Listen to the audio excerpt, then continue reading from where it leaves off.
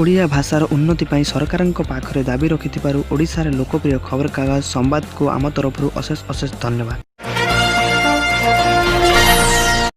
ନମସ୍କାର, ଭଦ୍ରକର ଉନ୍ନତିର ସାଥୀ ନ୍ୟୁଜ୍ ଭଦ୍ରକକୁ ଆପଣଙ୍କୁ ସ୍ୱାଗତ। ଆଜିର ପ୍ରସଙ୍ଗ ବିକୃତ ଇଂରାଜୀ ବର୍ଣ୍ଣନାର ସଂଶୋଧନ କେବେ? ଆଜ୍ଞା ହଁ, ଆଉ କିଛି ବର୍ଷ ପରେ ଆମେ ସ୍ୱାଧୀନତାର 100 ବର୍ଷ ପାଳିବା, କିନ୍ତୁ ଛାତିରେ ହାତ ରଖି କହିପାରିବା ନାହିଁ ଆମେ ଭାରତୀୟ।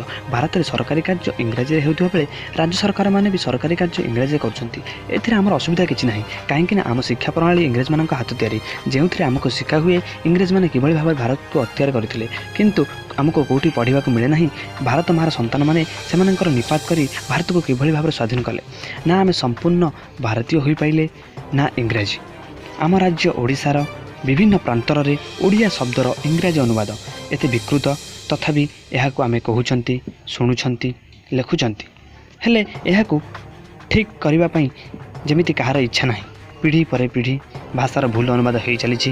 ଯେମିତି ଓଡ଼ିଆ ଭାଷାର ଭୁଲ ଅନୁବାଦ କଟକର କୁଟକ, ଆଳିର ଅଭଲ, କେନ୍ଦୁଝରର କେଉଁଝର, ବାଲେଶ୍ୱରର ବାଲାସୋର, ବଡ଼ବିଲର ବରବିଲ। ଇଏ ତ ବଡ଼ ବଡ଼ ସହରର କାମ। ସେହିଭଳି ମୋ ଗାଁର ନାମ ଆପଣ୍ଡା, ହେଲେ ଇଂରାଜୀର ବିକୃତ ଅନୁବାଦ ତାକୁ ଅପଣ୍ଡାରେ ପରିବର୍ତ୍ତିତ କରିଛି। ଆପଣ ବ୍ୟବହୃତ କରୁଥିବା ଶବ୍ଦଗୁଡ଼ିକୁ ଲକ୍ଷ୍ୟ କଲେ ଦେଖିବେ ଓଡ଼ିଆ ଶବ୍ଦର ଇଂରାଜୀ ଅନୁବାଦ କେତେ ଠିକ୍ କେତେ ଭୁଲ। ଆଜିର ଅଧିକ ଜ୍ଞାନ ହୃଦୟସ୍ପର୍ଶୀ ଶବ୍ଦ ସାଙ୍ଗରେ ଦେଖନ୍ତୁ ଏହି ଭିଡ଼ିଓ। ସମୟ ଯାହା ବିତି ଯାଇଛି, ସମୟ ଯାହା ଆସୁଅଛି, ସମୟ ବର୍ତ୍ତମାନର ଭବିଷ୍ୟତ ପାଇଁ।